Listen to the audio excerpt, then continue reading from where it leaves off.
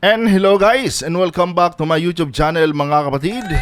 Welcome back sa One Talk PH. At ito na nga po ang pinakalatest sa balita na aking nasagap ngayong araw mga kababayan. President Bongbong Marcos, naku po mga kapatid, pinaghahanda na po ang sandatahang lakas ng Pilipinas dahil sa patuloy na pagtaas ng tensyon dyan sa may Indo-Pacific region. And isa na rin sa naging dahilan ng ating mahal na Pangulo mga kababayan, no? Dahil din ito sa patuloy na pagdami ng presensya nitong mga Chinese vessels dyan sa loob ng ating exclusive economic zone. And ito guys bukas na po pala yung deadline na sinasabi ng bansang China na ang sino mang papasok dyan sa loob ng ating teritoryo na pilit nilang inaangkin mga kapatid ay kanilang huhulihin at ikukulong. Wow naman! Biruin nyo yan mga kababayan, huhulihin tayo sa loob ng ating teritoryo. And ito guys, sa totoo lang, ito talaga yung pinaka hindi ko nagustuhan sa ginawa ng China. Dahil nag-i-implement na po sila mga kapatid ng kanilang batas, batas ng kanilang bansa dito sa loob ng teritoryo ng Pilipinas, na kung saan hindi naman talaga dapat mga kapatid. Kung kaya't ang ating mahal na Pangulo hinimok ang sandatahang lakas ng Pilipinas na maghanda sa posibleng banta na dala nitong bansang China. Dahil pag nagkataon mga kapatid na ituloy ng bansang China yung kanilang banta na huhulihin nga ang sinumang papasok dyan sa ating teritoryo na kanilang inaangkin, abay may posibilidad mga kababayan na magkaroon dyan ng komprontasyon. And sana nga wag mangyari mga kapatid, dahil malaki din ang possibility kasi mga kababayan na ito po ay mauuwi talaga sa gera pag itinuloy ito ng bansang China. At yan po ang ating pag-uusapan ngayon mga kababayan. Pero bago ang lahat mga kapatid, huwag kalimutang mag-subscribe at pag-like ang ating video para i-share pa ni YouTube sa iba pang hindi pa nakakapanood. Ito guys, panoorin muna natin ang balitang ito. Maghanda sa mas tumitinding banta mula sa labas ng bansa. Yan po ang bilin ni Pangulong Bongbong Marcos sa militar, partikular sa mga nasa hilagang bahagi ng Pilipinas. Sa gitna yan ng mas nakababahala raw na tensyon sa Indo-Pacific region at ang pagdami ng mga barko ng China sa West Philippine Sea. Nasa frontline ng balitang yan, Maricel Halili.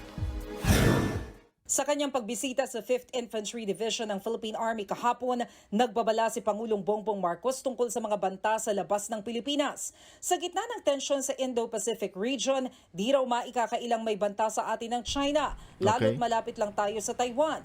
Ayon sa Pangulo, mas nakababahala ngayon ang mga external threat, kaya inatasan niya ang mga sundalo na paghandaan ito.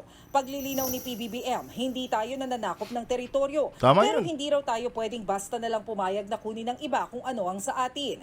Dito talaga ako believe mga kapatid sa ating mahal na Pangulo, Dahil yung tapang na pinapakita niya, ito talaga yung tapang na hinahanap natin dati sa former president natin na si Digong. 'Di ba? Dahil akala nga natin dati astig si Digong and kaya niyang panindigan yung kanyang sinabi noong campaign. Unfortunately, mga kababayan, naduwag po si President Duterte. Pero itong si Marcos, mga kapatid, malumanay, hindi nagpapakitang gilas, hindi nagsiga-sigaan, pero talagang matapang sa bawat salita ng kanyang sinasabi at talagang may paninindigan mga kababayan. Dahil nga sabi ng ating mahal na Pangulo dito mga kababayan, kahit square inch, wala tayong ipapaubaya sa mga dayuhang bansa na gustong mangagaw ng ating teritoryo. Tuloy. Kasunod niyan, kinumpirma ng Armed Forces of the ang namataang mga barkong pandigma ng China sa West Philippine Sea, partikular sa Ayungin Shoal. Batay sa datos ng Philippine Navy, mula sa dating 2 Navy vessels ng People's Liberation Army, umakyat na sa 8 Chinese warships ang umaaligid sa Ayungin Shoal kung saan nakasadsad ang BRP Sierra Madre. Grabe, Dati mga ordinaryong mga Chinese Coast Guard lang yan mga kapatid. Ngayon, mga military vessels na talaga nitong People's Liberation Army ng China ang kanilang pinapadala dyan mga kababayan. Nangangahulugan lang talaga ito mga kapatid, na parang gusto talaga ng gulo nitong bansang China dahil yung pangmalakasan na talaga nilang mga maritime vessels ang kanilang dinadala dyan ngayon sa may West Philippine Sea. Tuloy. Bukod pa yan sa namataang 5 China Coast Guard at 37 maritime militia vessels. Sa kabuuan, aabot na sa 50 barko ng China ang nakapalibot sa Ayungin Shoal. Dami. China has no right to be in our EEZ. Their presence by itself is already escalatory. whatever actions they do in furtherance of their illegal, coercive, aggressive, and deceptive presence will only point out that they have no right to be within our exclusive economic zone. Bukas nga natin malalaman mga kababayan kung totoo na ba talaga itong mga banta ng China. Dahil alam naman natin mga kapatid na puro drawing itong bansang China. 'Di ba? Ngayon, pag tinuloy yan ng bansang China mga kababayan, yung kanilang banta na kung saan huhulihin nga nila ang sinumang papasok dyan sa loob ng ating teritoryo na kanilang inaangkin. Ang ibig sabihin yan mga kapatid, gusto ng China ng gulo. Gusto talaga nilang mauwi ito sa giyera dahil hindi talaga papayag ang ating gobyerno, no, ang ating presidente na agawin ng China yung ating teritoryo dahil itong ginagawa ng China mga kababayan sa itong pag-i-implement nila ng kanilang batas diyan sa loob ng ating teritoryo, parang nangangahulugan na rin yan mga kapatid na sila na yung may kapangyarihan diyan sa ating teritoryo na kanilang inaangkin. Kumbaga parang nangangahulugan na yan ngayon mga kababayan na sa kanila na yan at wala ng karapatan ang Pilipinas. Kung kaya't ini-impose na nila ngayon yung kanilang batas. And kung sakaling tutuhanin yan ng bansang China mga kababayan, malaki ang possibility mga kapatid na magkakaroon dyan ng konfrontasyon ang puwersa ng Pilipinas at puwersa ng China. Dahil ang utos ng ating presidente, wala tayong isusuko kahit katiting, no, ng ating teritoryo. And itong ginagawa ngayon ng China mga kababayan, ini-implement nila yung batas nila ngayon dyan sa teritoryo natin na kanilang inaagaw. E ano ang magiging kwan yan kung pag nagpang-abot sila dyan bukas mga kapatid? May chance na magkabanggaan talaga, no? At kung sakali mang gamitan tayo ng dahas ng China or kahit anong mga pangmamaniobra nila dyan, no, na kung saan magre-resulta sa pagbuwis ng buhay ng ating mga kababayan dyan, ito po ay mauuwi sa giyera dahil ang sabi ng Amerika mga kababayan, kahit may isang Pilipino naka-uniform man yan o ordinaryong Pilipino basta nasawi dahil sa panghaharas ng China, automatic i-invoke ang Mutual Defense Treaty natin sa bansang Amerika. Kaya dapat mag-ingat-ingat itong China mga kababayan. No, dapat magdahan-dahan sila diyan dahil yung mga action nila na gagawin diyan bukas, maaari po itong pagsimulan ng giyera mga kapatid. Tuloy. Wala pang pahayagan China tungkol dito, pero dati na nilang iginiit na teritoryo nila ito at pasok sa 9-dash line kahit pinawalang bisa na ito ng 2016 arbitral ruling. Tiniyak naman ng ating militar na patuloy silang nagpapatrolya sa West Philippine Sea at hindi magpapadaig sa anumang panghaharas ng China. Ito guys, hindi naman tayo nagdadasal ng giyera mga kapatid. Pero ito kasing ini-impose ngayon ng bansang China mga kababayan, nagli-lead kasi ito sa giyera kung sakali mang tutuhanin nila ito mga kapatid. Giyera kasi ang nakikita kong magiging dulo nitong mga kababayan. Dahil ang ating mahal na Pangulo, sabi ng ating mahal na Pangulo kasi mga kababayan, ano, wala tayong ibibigay, wala tayong isusuko kahit square inch ng ating teritoryo. And itong China nga mga kababayan, pinapatupad na nila ngayon yung batas nila diyan sa teritoryo natin na kanilang inaangkin. No? Pinapakita na kasi ng China na under na ito sa kapangyarihan ng China. At ang batas na namin dito ang dapat masunod. Ngayon kung papasok kayo dito, huhulihin namin kayo. 'Di ba? And sabi ni President Marcos niyan noon pumunta siya ng Singapore, no, wala kayong karapatan diyan. No. Kung sakali mang may masaktan diyan sa aming mga tropa o sa aming mga kababayan, no, parang sinasabi niyo na talaga na gusto niyo na ng giyera. No? At hindi tayo atras mga kapatid. 'Di ba? Ganon 'yun. Kaya ang ating mahal na Pangulo ngayon, hinihimok na ang sandatahang lakas ng Pilipinas na maghanda na kayo dahil na-anticipate na yan ni President Marcos. No? Gusto niya maging handa tayo para kung sakaling tutuhanin ito ng bansang China, talagang paninindigan natin yan. Kahit maliit na bansa tayo mga kababayan, no? Lalaban tayo kung sakali man dumating tayo sa punto na gusto na talaga ng giyera ng bansang China. Hindi po tayo naghahamon ng giyera mga kapatid. Pero itong China talaga, talagang sila itong gumagawa ng paraan para mauwi ito sa giyera. hindi po ang Pilipinas, mga kababayan. Dahil sino ba naman tayo, mga kapatid, para hamunin sila ng gera? Pero kung sakali mang ipagpatuloy ng China itong kanilang pang-aabuso, kanilang pang-aangkin ng ating teritoryo, kahit kulang-kulang tayo sa gamit, mga kababayan, lalaban at lalaban tayo, maliban na lang sa mga kababayan nating duwag, no? Maliban na lang sa mga kampo ni Duterte. Kasi sila lang naman talaga yung mga duwag dito, mga kapatid. Pero tayong mga totoong Pilipino, lalaban talaga tayo, no?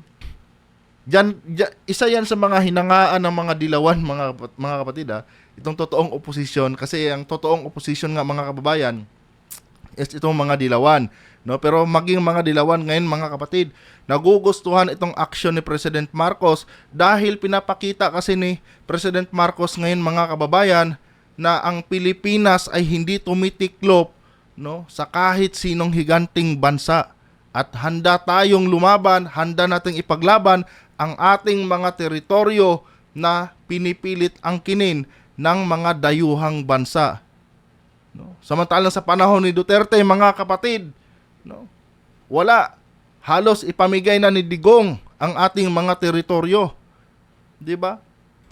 Kaya nga itong bansang China, mga kababayan, lumaki ang ulo dahil doon sa kanyang pinagagawa noon, dahil sa pinagagawa ni Digong.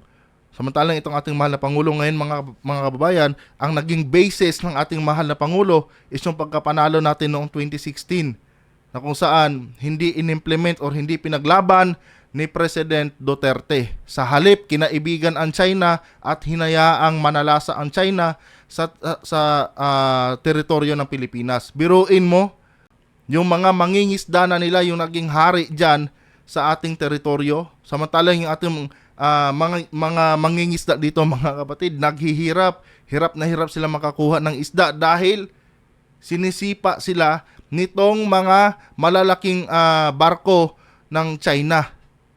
'Di ba? So ngayon, anong naging resulta?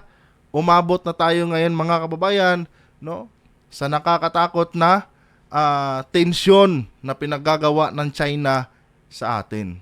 Aminin natin, mga kapatid, na nakakaramdam din tayo ng takot dahil malaking bansa ang China eh. Pero wala tayong choice eh.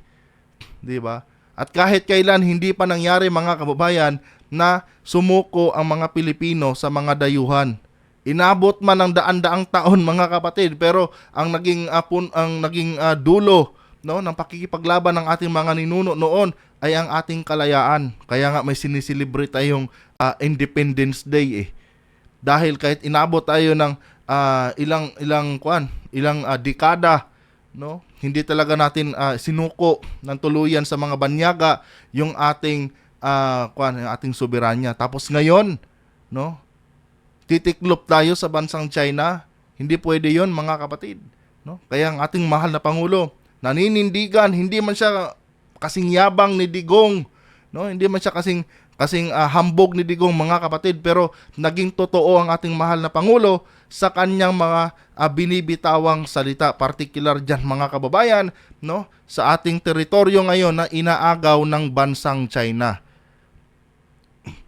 Kaya nga ito yung kinakagalit ngayon ng mga kampo ni Duterte, mga kapatid, na kung saan pilit itong binabaliktad, no, ginagawa ng fake news na kung saan pinapahamak lang di umano tayo ng ating presidente. Pero ang ginagawa lang naman ng ating presidente, mga kababayan, pinaglalaban lang naman kung ano yung tama. 'Di ba? Yun lang naman. Klarong-klaro naman dito na ang punto lang ng ating mahal na Pangulo, huwag niyong pakialaman yung teritoryo namin at hayaan niyo kami dyan. Kanya nga lang itong kaibigan ni Duterte, mga kapatid, no, itong boss ni Duterte na si Xi Jinping, talagang sobrang ganid at sobrang abusado. Kaya kung sakali mang mauwi ito sa gera, mga kababayan, China po ang may kasalanan dito at hindi ang Pilipinas, no? At isa pa, meron naman tayong kakampi eh. Meron namang mga bansa na sumusuporta sa atin. Kaya bakit tayo matatakot, mga kababayan, no? Meron tayong mga kaalyadong bansa na pwedeng tumulong sa atin. 'Di ba? Kaya walang rason para matakot tayo, mga kababayan, sa pinaggagawa nitong bansang China. Pero dapat maging handalan din talaga tayo, mga kapatid, dahil nga hindi natin alam kasi kung paano ba ang laro ng China pagdating sa giyera. Baka mamaya niya mga kababayan, ano, backdoorin tayo. 'Di ba? Kaya ang ating mahal na Pangulo, kinol out ang attention ng Sandatahang Lakas ng Pilipinas na maging handa kayo sa posibleng banta, no, na dala nitong bansang China. Tuloy. Kasama rin sa binabantayan ng Philippine Navy ang mga aktibidad ng Vietnam sa South China Sea. Unti-unti na kasing pinapalawak ng Vietnam ang mga okupado nilang teritoryo. Itong Vietnam, mga kapatid, ano, isang komunistang bansa rin ito, and malalim din ang relasyon nito sa bansang China. Pero I think nagkalamat yan, mga kababayan, dahil nga tulad natin, no, minsan na rin niyang nag-attempt ang China na agawin yung kanilang mga teritoryo. Pero ang ginawa ng Vietnam, mga kapatid, hindi rin sila nagpatinag sa bansang China. 'Di ba? Kaya walang rason para tumiklop ang Pilipinas sa bansang China dahil marami ding bansa talaga ang pumalag dito sa bansang China, mga kababayan, no? Vietnam, Malaysia, and Indonesia, no? Yung mga bansa na yung, mga kapatid, sinubukan din angkinin ng China dati yung kanilang mga teritoryo, pero anong ginawa nila? Pumalag sila. Kaya walang rason, mga kababayan, no, na hindi tayo papalag. Maliban na lang siguro talaga doon, mga kababayan, no, sa mga kababayan nating mga Bisaya na sumasampalataya dito kay Duterte. Kasi mga duwag yan sila, mga kapatid, no? Mga pro-China po yan sila. Kaya minsan may mababasa tayo pag mga ganitong issue na pinag-uusapan, may mababasa talaga tayo na para bang nagpapakita sila ng kaduwagan nila dahil ang mas pinapaniwalaan kasi nila at ang sinasamba nila, mga kababayan, ay itong mga Duterte, no, at pinapaniwalaan talaga nila, mga kapatid, no, itong mga pinagsasabi ni Digong na kung saan hindi nila alam. Napaka-deceiving po niyan dahil ang interest kasi ni Digong, mga kapatid, ay para po sa interest ng bansang China at hindi po talaga para sa bansang Pilipinas. Tuloy. Sa report na inilabas ng Asia Maritime Transparency Initiative, aabot sa 280 ektarya ng bagong artificial islands ang na-reclaim ng Vietnam. Kabilang dito ang 10 maritime features na inokupa nila sa Spratlys ngayong taon. Malayong-malayo na sa 138 hectares lang noong 2022. Ang reclamation na yan, kitang-kita sa halos pagdoble ng laki ng Bark Canada Reef. Lumawak din ang sukat ng lupa sa Discovery Great Reef, Namyet Reef at Person Reef. Labas ang mga ito sa exclusive economic zone ng Pilipinas. Pero inaangkin din natin ang mga ito bilang bahagi ng Kalayaan Island Group. Pero di tulad ng China, hindi raw maituturing na banta ang Vietnam dahil maganda ang relasyon nito sa ating bansa. Okay. They have the most number of features being occupied. The good thing is that between Vietnam and the Philippines, we do not observe any illegal, coercive, aggressive, and deceptive actions. Kahit pa paano naman, mga kababayan, may respeto naman ang Vietnam sa Pilipinas. Dahil kung gagawin nila yan, mga kapatid, ano, yung mga pang-aangkin, yung pagnanakaw ng mga teritoryo, wala na rin silang pinagkaiba doon sa bansang China na minsan na rin silang ninakawan ng teritoryo nila or minsan na rin inangkin yung kanilang teritoryo, 'di ba? So siguro nakita din ng Vietnam, baka magalit sa atin ang ibang bansa, no? Itong mga sumusuporta sa Pilipinas kung sakaling gawin natin 'to, 'di ba? Kaya mas pinili ng Vietnam na respetuhin yung ating mga karapatan, no, at ang ating soberanya. Unlike talaga sa China, mga kababayan, na talagang dinadaan nila tayo, no, sa pagiging malaking bansa nila. Kung kaya umabot na sila sa sukdulan, mga kapatid, na pati batas sa kanilang bansa ini-implement na nila ngayon sa loob ng teritoryo ng Pilipinas. Tuloy. Nagbabalita mula sa Frontline, Maricel Halili, News 5. So yan na lang, mga kababayan, ano? Tingnan natin bukas, mga kapatid, kung ano yung magiging action ng bansang China. Pero sana, mga kababayan, ano, matauhan ang China at wag nilang ituloy yan dahil ang nakikita ko talagang ending dito, mga kababayan, ay may possibility na mauwi ito sa giyera. Dahil nga, mga kapatid, no, pagtutuhanin ng China yung sinabi nilang huhulihin nila, parang sinasabi nila, mga kababayan, na yung teritoryo natin yan sa kanila na. Diba? And against yan doon sa statement ng ating mahal na Pangulo na sinasabi ni President Marcos na wala tayong bibitawan kahit katiting o square inch ng ating teritoryo. Sana lang walang mangyaring hindi maganda bukas mga kapatid, dahil bukas na po talaga yung deadline na sinasabi ng bansang China. Kung nagustuhan niyo po ang ating content ngayon mga kababayan, huwag kalimutang mag-subscribe at pakilike ang ating video para i-share pa ni YouTube sa iba pang hindi pa nakakapanood, at pakicomment na rin dyan mga kapatid yung inyong mga opinion. Adios.